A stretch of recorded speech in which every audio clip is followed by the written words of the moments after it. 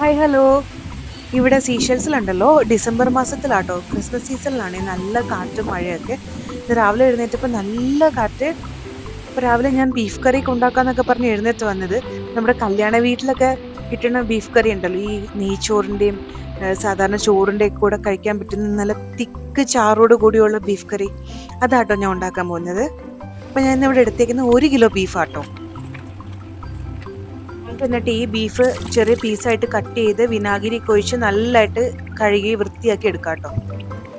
Beef അങ്ങനെ ഞാൻ കഴുകി വൃത്തിയാക്കി കൊണ്ടുവന്നിട്ടുണ്ട്. നമുക്ക് എന്നിട്ടൊരു കുക്കറിലേക്ക് ഇട്ടിട്ട് അതിലോട്ട് 1 സ്പൂൺ ജിഞ്ചർ ഗാർലിക് പേസ്റ്റും ആവശ്യത്തിന് ഉപ്പും പിന്നെ കുറച്ചൊരു 1/4 ടീസ്പൂൺ മഞ്ഞൾപ്പൊടിയും കൂടി ഇട്ടിട്ട് കൈ കൊണ്ട് നല്ലതായിട്ട് മിക്സ് ചെയ്തതിന് ശേഷം അടച്ചു വെച്ചിട്ട് നമുക്ക് വേവിക്കാൻ വെക്കാം കേട്ടോ. ഞാനിവിടെ ബീഫ് ഒരു 8 വിസിലോളം വേവിക്കുന്നുണ്ട്. നമ്മുടെ നാട്ടിലെ ബീഫിൻ്റെ വേവ് അനുസരിച്ചിട്ട് അത് വേവിച്ചെടുക്കണേ. അപ്പോഴത്തേക്കും നമുക്ക് ബീഫ് അവിടെ നിന്ന് വേവട്ടെ. അപ്പോഴത്തേക്കും നമുക്ക് കുറച്ച് സവാളയും ഇഞ്ചിയും വെളുത്തുള്ളിയും തക്കാളിയും എല്ലാം അരിഞ്ഞെടുക്കാമേ.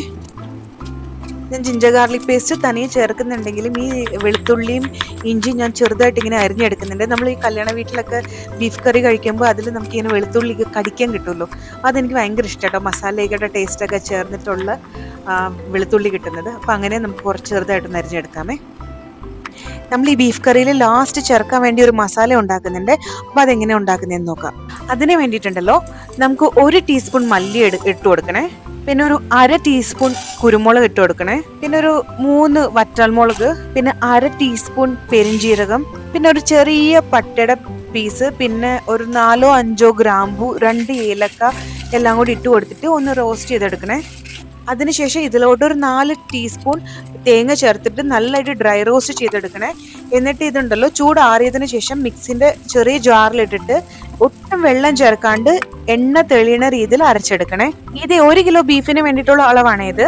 നമ്മൾ ഇതിലോട്ട് ഒരുപാട് മല്ലിയും മുളകൊന്നും ചേർത്ത് അരയ്ക്കരുത്, കാരണം നമുക്കതിപ്പോൾ വറുത്തരച്ച ബീഫ് കറിയുടെ ടേസ്റ്റ് വരും. നമുക്കൊരു ഫ്ലേവറിന് വേണ്ടി മാത്രമാണ് നമ്മൾ ഇത് ചെയ്യുന്നത്.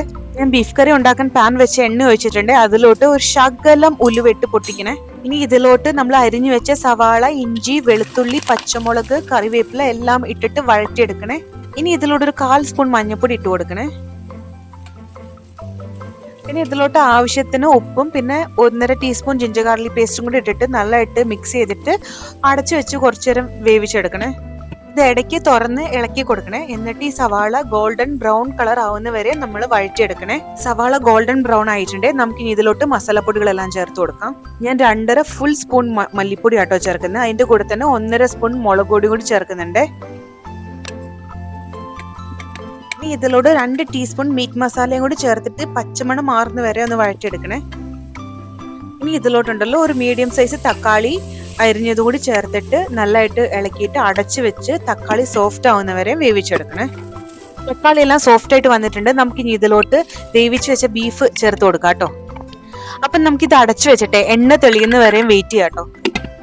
ഇതാ കണ്ടോ, ഇങ്ങനെയാട്ടോ ഞാൻ ആ മസാല അരച്ചെടുത്തേക്കുന്നത്. ഒട്ടും വെള്ളം ചേർക്കാണ്ട് എണ്ണ തെളിയുന്ന രീതിയിലാട്ടോ അരച്ചെടുത്തേക്കുന്നത്. കണ്ടോ, നമ്മുടെ ബീഫ് കറിയിൽ എണ്ണയൊക്കെ തെളിഞ്ഞു വന്നിട്ടുണ്ട് കേട്ടോ. നമുക്ക് ഇതിലോട്ട് നമ്മുടെ ഈ മസാല ചേർത്ത് കൊടുക്കാമേ. മിക്സിയുടെ ജാറിൽ ബാലൻസ് ഉള്ള മസാലയും കൂടി ശകലം ചൂടുവെള്ളം ഒഴിച്ച് മിക്സ് ചെയ്തിട്ട് ഇതിലോട്ട് ഒഴിച്ചു കൊടുക്കണേ. ഈ കറിയിലോട്ട് ഈ മസാലയെ നല്ലതായിട്ട് മിക്സ് ചെയ്തതിന് ശേഷം ഒരു 5 മിനിറ്റ് വെയിറ്റ് ചെയ്യണം. അപ്പൊ നമുക്ക് ഒന്നും കൂടി ഒന്ന് എണ്ണ തെളിയട്ടെ. ഇനി ഇതിലോട്ടുണ്ടല്ലോ കറിക്ക് ആവശ്യമായിട്ടുള്ള വെള്ളം ഒഴിച്ചിട്ട് 1 ടീസ്പൂൺ ഗരം മസാലയും കൂടി ഇട്ടിട്ടുണ്ടല്ലോ നല്ലതായിട്ട് മിക്സ് ചെയ്തിട്ട് നമ്മൾ ഇനിയും ഒന്നും കൂടി എണ്ണ തെളിയുന്നവരെ ഒന്ന് വെയിറ്റ് ചെയ്യണേ. ഈ സമയത്ത് ഉപ്പൊക്കെ ആവശ്യത്തിന് ഉണ്ടോ എന്ന് നോക്കിയിട്ട്, ഇല്ലെങ്കിൽ ഉപ്പൊക്കെ ആഡ് ചെയ്ത് കൊടുക്കാൻ മറക്കല്ലേ. എണ്ണയൊക്കെ തെളിഞ്ഞ് വരുന്ന സ്റ്റേജിലുണ്ടല്ലോ നമ്മൾ കുറച്ച് കുരുമുളക് പൊടിയും കുറച്ച് മല്ലിയിലയൊക്കെ ഇട്ടിട്ട് ഒന്ന് ഇളക്കി കൊടുക്കണേ. അടിപൊളി, നമ്മുടെ ബീഫ് കറി എണ്ണയെല്ലാം തെളിഞ്ഞു വന്ന് റെഡി ആയിട്ടുണ്ട്. അപ്പോൾ ഇനി നമുക്ക് തീയെല്ലാം ഓഫ് ചെയ്യാം.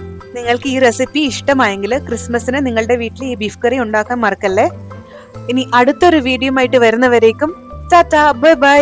അപ്പോൾ പോകുന്ന വഴിക്ക് ആ സബ്സ്ക്രൈബ് ബട്ടൺ ഒന്ന് അമർത്താൻ മറക്കല്ലേ.